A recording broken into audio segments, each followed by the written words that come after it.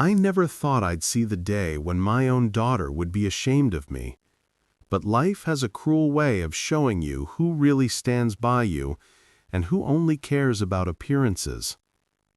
My name is Michael, and I'm a 58-year-old retired mechanic. I raised my daughter, Emily, alone after her mother passed away when Emily was just 12. I worked long hours, fixing cars, changing tires, doing whatever I could to make ends meet. I didn't have much, but I made sure Emily always had food, clothes, and an education. She was my whole world. When she got into college, I sold my old pickup truck to help cover her tuition. I remember the day I handed her the check. She hugged me tight and said, "Dad, one day I'll make you proud." But something changed after she graduated. She started hanging out with wealthy people, wearing designer clothes, posting pictures of fancy restaurants and vacations. She rarely called, and when she did, it was short and polite, like she was talking to someone she didn't really want to. Then one day I saw her engagement announcement on Facebook. I wasn't even told directly. She was marrying a man named Brad, a financial advisor from a rich family. Their engagement photos looked straight out of a magazine. Beach sunsets, champagne, matching white outfits. I didn't mind that she'd grown up. I just wished she'd remembered who helped her get there. Weeks later, I received a call from my sister. She asked, "So, are you going to Emily's wedding?" I was confused. "Wedding? When is it?" "You didn't get the invite?" she said, her voice uncertain. My heart sank. I called Emily that evening. When she picked up, her voice was cheerful but distant. "Hey, Dad, everything okay?" "Emily," I said softly, "I heard you're getting married. Congratulations, sweetheart. I just wanted to know when it is so I can make arrangements." There was silence on the other end. Then she said something I'll never forget. "Dad, about that. It's going to be a small ceremony. Brad's family is very particular, and, well, I didn't want to make things awkward." I frowned. "Awkward? Why would it be awkward?" She hesitated. "You know, the guests, the photos. I just don't want people asking questions." "Questions?" I asked quietly. "About you," she whispered. About your work, your clothes. Dad, please understand. It's complicated." For a moment, I couldn't even breathe.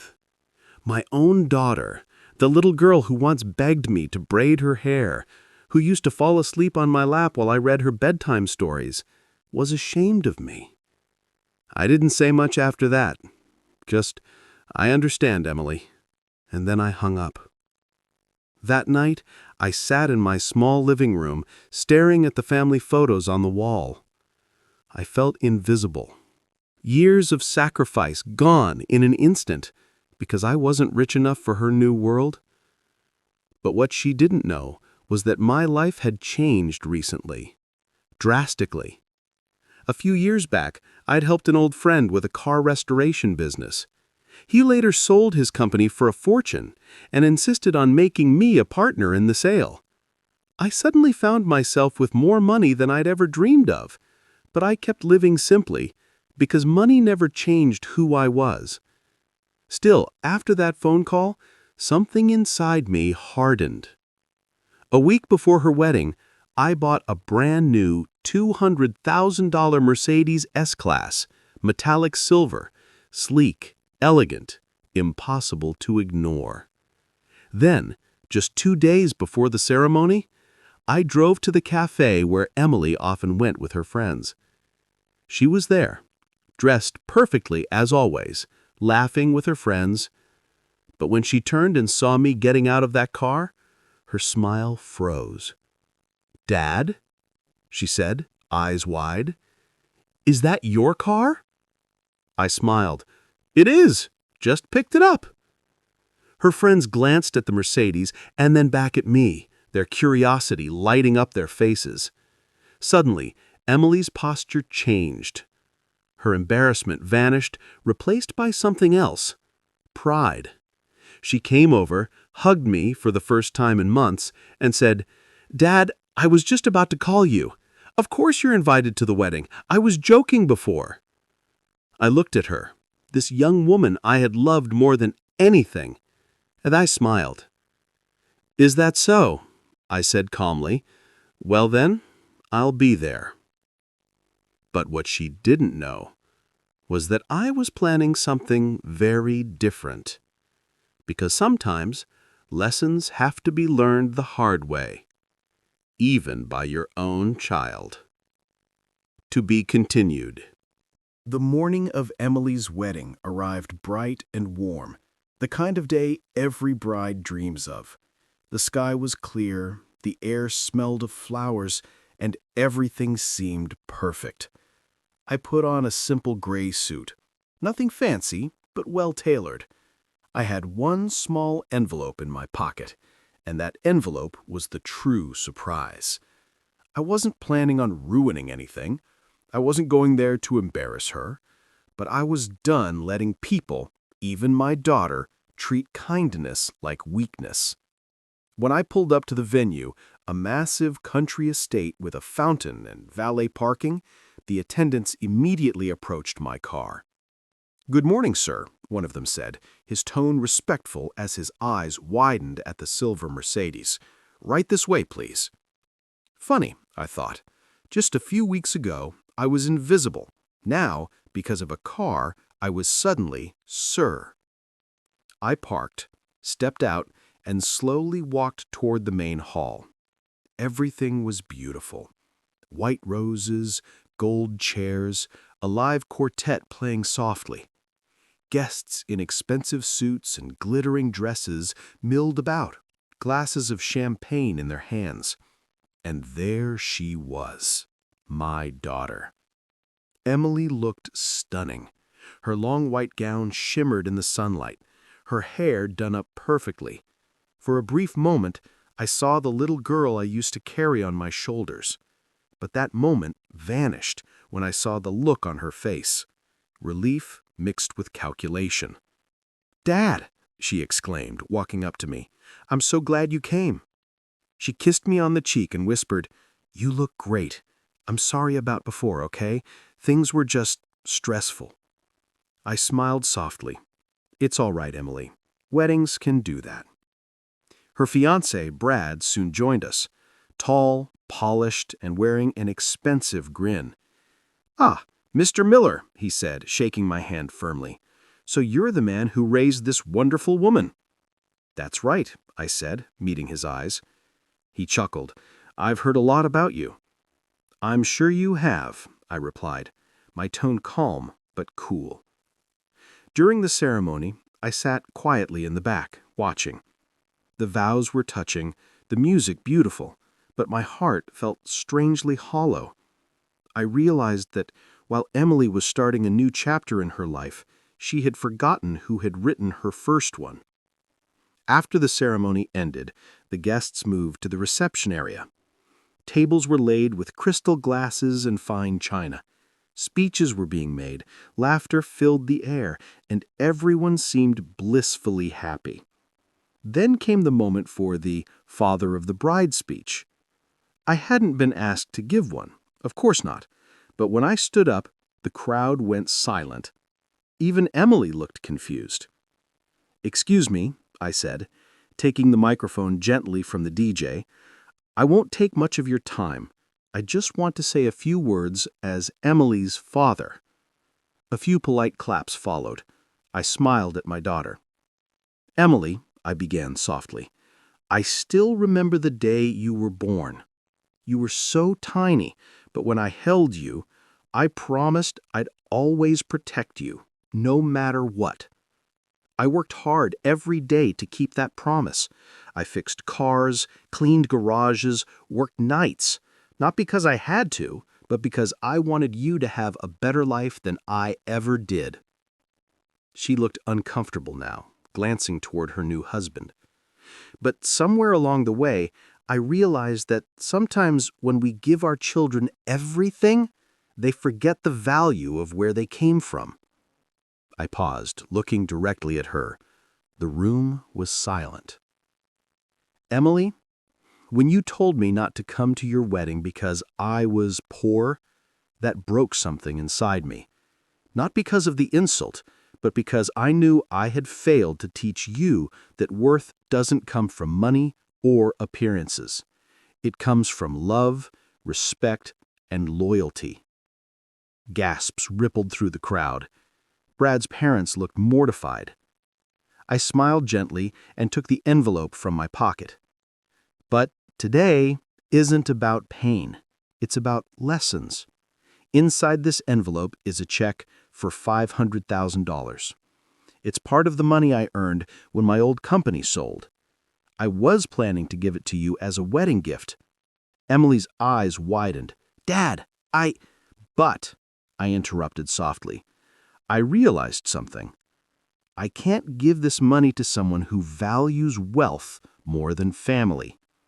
So instead, I've decided to donate it, in your name, to a scholarship fund for young women who've lost their parents the way you lost your mother.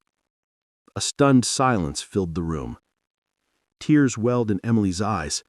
Dad, please, I didn't mean what I said before. I was stupid. I just wanted to fit in. I nodded. I know, sweetheart. And maybe this will help you remember, love doesn't need to fit in. It just needs to be true. I handed the microphone back and walked toward the door. People moved aside quietly. The sound of my footsteps echoed across the marble floor. As I reached my car, I heard her voice, trembling, broken. Dad! I turned around. She was standing there, tears streaming down her face, running toward me in her wedding gown. I'm sorry, she whispered, hugging me tightly. I forgot who I was. I forgot who you are. I held her close, stroking her hair gently.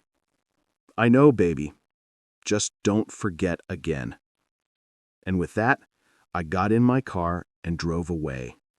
Not angry, not sad, but at peace, because I knew my daughter had finally seen what real wealth looked like.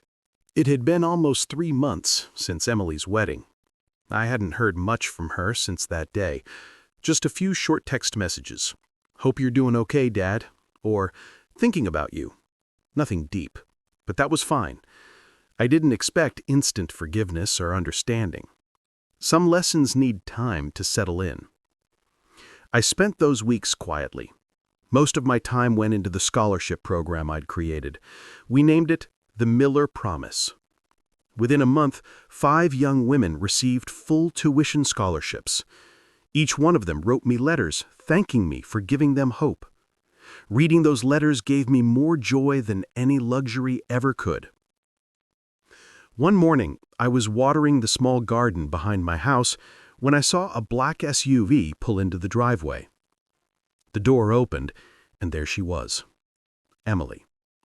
She wasn't dressed like the polished city woman I had seen before. No designer handbag, no expensive makeup, just jeans, a simple sweater, and tired eyes. "Hi, Dad," she said softly. "Hey, sweetheart," I replied, setting down the hose. "Didn't expect you this early." She smiled faintly. "Can I come in?" "Of course."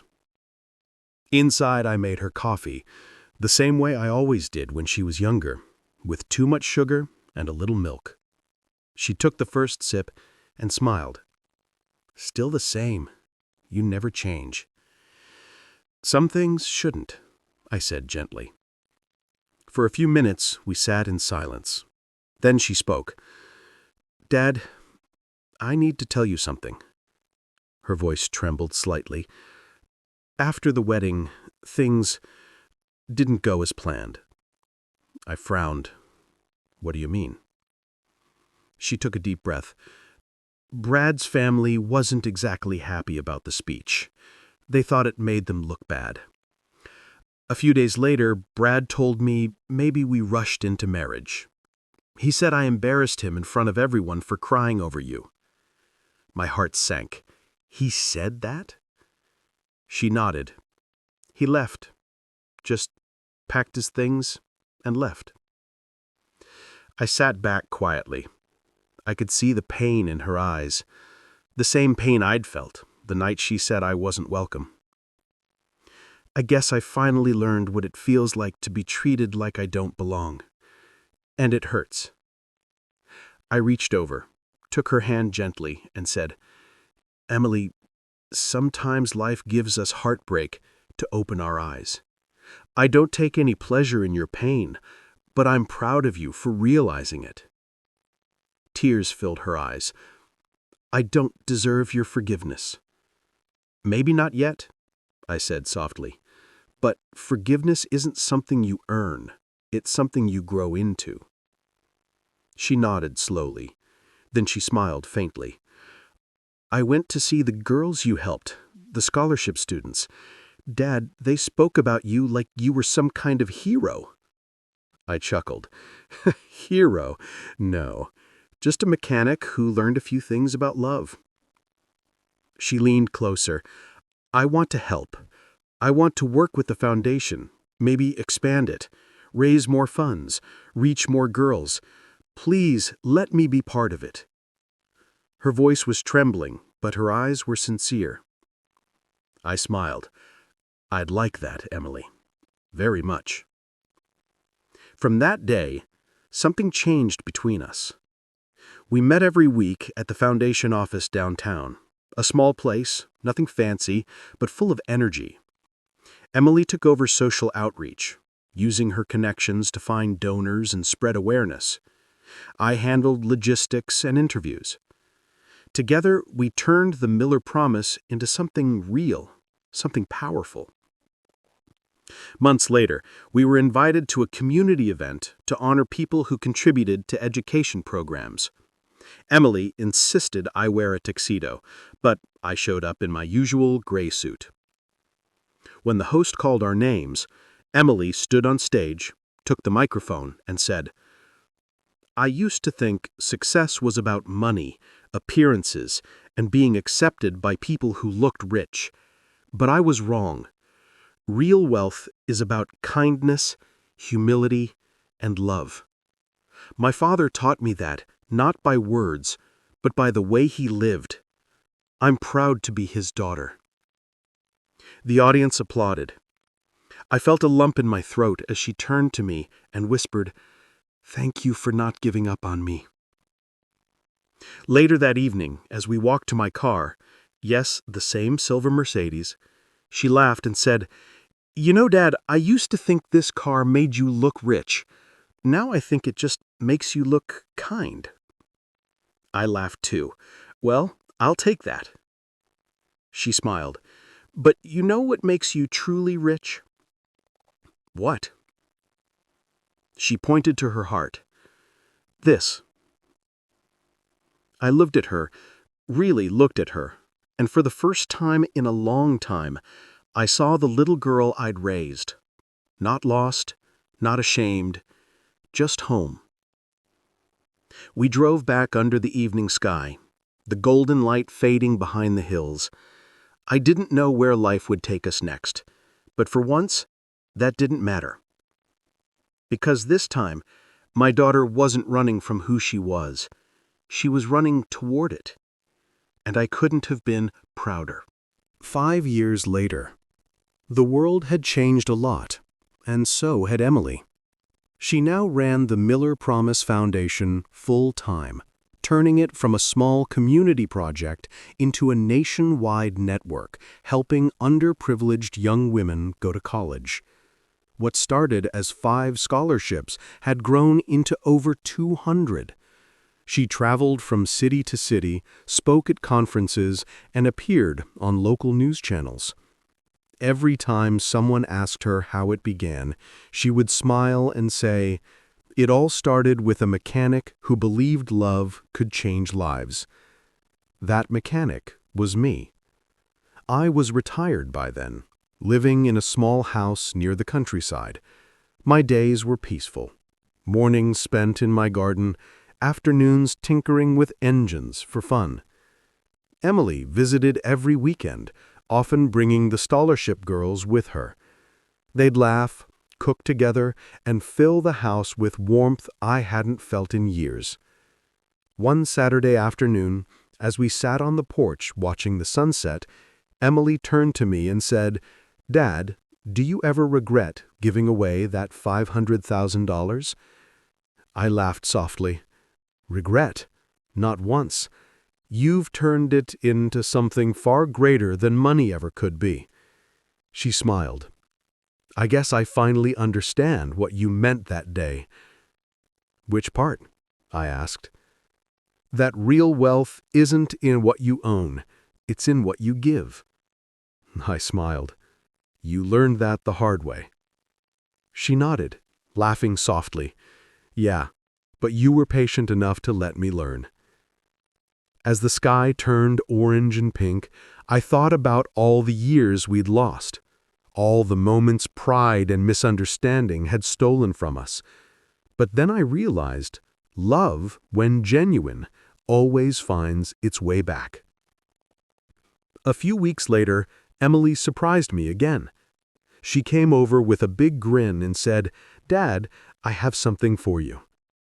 She handed me a small, neatly wrapped box. Inside was a set of car keys, silver, engraved with my initials. "What's this?"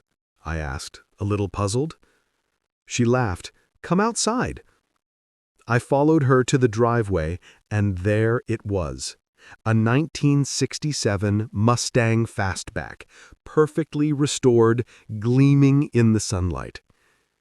I froze. It was the exact same model I used to dream about owning when I was younger. "Emily, how did you—" She smiled. "One of the scholarship girls became a mechanic. She and I restored it together. Consider it a thank you for teaching me to never look down on where I came from." I ran my hand along the smooth metal, feeling tears sting my eyes. "It's beautiful." She hugged me tight. "You taught me everything I needed to know, not just about life, but about love, patience, and strength. You didn't just raise me, Dad. You raised hundreds of girls who now believe they can be more." I chuckled. "I didn't do it alone." She looked up. "No, you didn't, but you started it." A few months later, the Miller Promise hosted its biggest event yet, the 5-year anniversary gala. Emily was the keynote speaker. I sat in the front row watching her on stage, my heart swelling with pride. She wore a navy blue dress, elegant, simple, confident. Her voice echoed through the hall. "When I was younger," she said to the audience, "I thought my father had nothing. I thought wealth came from what you could show people, cars, houses, expensive weddings. But then life taught me something different. My father didn't have a fortune. He had a heart that refused to give up. And that heart changed lives, starting with mine." The crowd stood up, clapping loudly. I could feel tears streaming down my face. After the event, as people mingled, a young woman approached me. "Mr. Miller," she said shyly, "I'm one of the scholarship recipients. I just graduated in engineering. I want you to know, I'll never forget what your foundation did for me." I smiled warmly. "I'm proud of you, kiddo. Keep building your own road." Later that night, Emily and I walked out together, the city lights glowing softly around us. "Dad," she said quietly, "you know that car you bought years ago? The Mercedes?" I grinned. "Yeah? What about it?" She smirked. "I sold it." I raised an eyebrow. "You what?" "Relax," she laughed. "I sold it for charity, to fund another 10 scholarships. I figured—" I laughed so hard I could barely breathe. "You've come a long way, kid." She took my hand. "Because you never stopped believing in me." We stood there for a long time, father and daughter, side by side, watching the city that had once divided us now become the place that brought us together. Money had once separated us. Love had brought us back. And that love, steady, unconditional, unbreakable, was the kind that could never be bought, but would forever be passed on. 10 more years passed. The world around me grew quieter, slower. My hair had turned completely gray.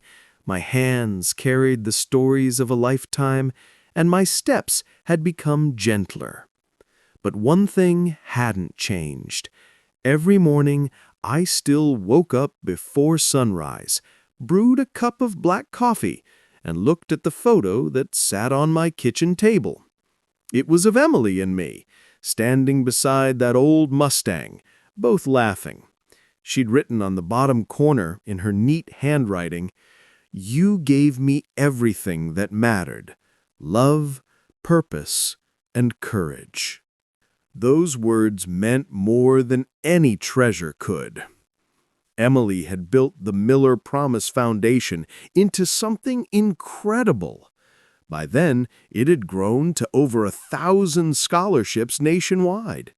She had teams working in different states, and even international donors who believed in her mission. But despite her success, she never stopped being my little girl. She'd call me every evening, no matter where she was. Sometimes it was a quick, "Good night, Dad." Sometimes she'd talk for hours about new projects, or a girl she'd just met who reminded her of herself. Then, one day, I got a call that changed everything. It was early morning. The phone rang, and when I answered, the voice on the other end was trembling. "Mr. Miller, there's been an accident." My heart stopped. Emily had been on her way to a conference when a truck ran a red light. She didn't make it. The next few days were a blur.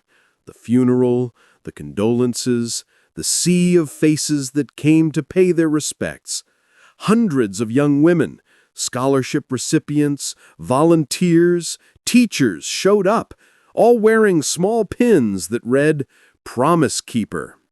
They spoke about how Emily changed their lives, how she gave them a chance when no one else did. I sat there listening, tears silently rolling down my cheeks, realizing that my daughter had become everything I ever hoped she would be, and more. After everyone left, I stayed behind at the gravesite, the cool wind rustling through the trees.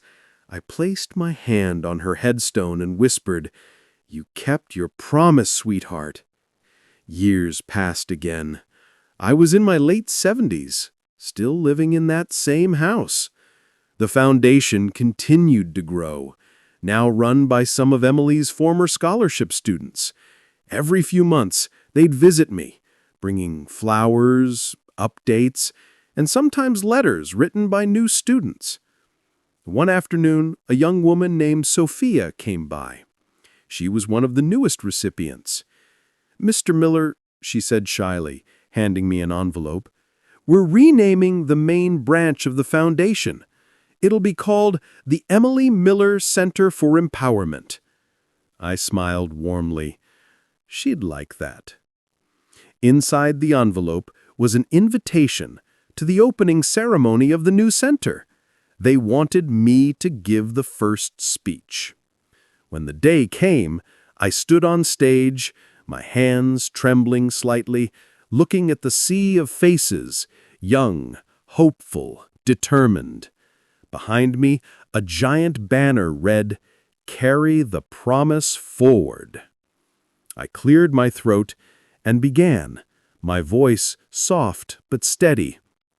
"When Emily was little, she once asked me why I worked so hard if we didn't have much money.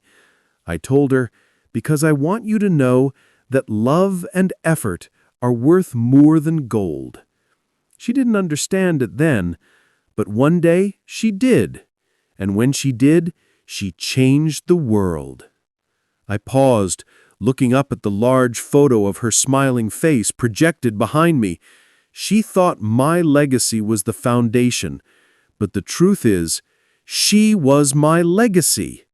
Every one of you who carries her vision, who lifts another up, who refuses to let poverty define them, you are my daughter's living dream. There wasn't a dry eye in the hall. After the event, I walked outside, the evening sun low and golden. A girl from the foundation came up to me with a shy smile. "Mr. Miller, we kept the Mustang safe. It's displayed in the news center's lobby. There's a plaque beside it that says, 'The car that changed everything.'" I laughed softly. It didn't change everything. Love did. That night, I sat on my porch under the stars, the world wrapped in silence. I could almost hear Emily's laughter in the wind, see her smile in the moonlight. I whispered, "You did it, kid. You kept the promise, and you made me proud." Then I closed my eyes, leaned back, and smiled. Because in the end, the story wasn't about a poor mechanic or a rich daughter. It was about redemption. It was about love that survives pride, pain, and time itself. It was a man who gave everything, and a daughter who finally understood that some riches live forever, long after we're gone. And somewhere beyond the stars, I knew Emily was smiling back.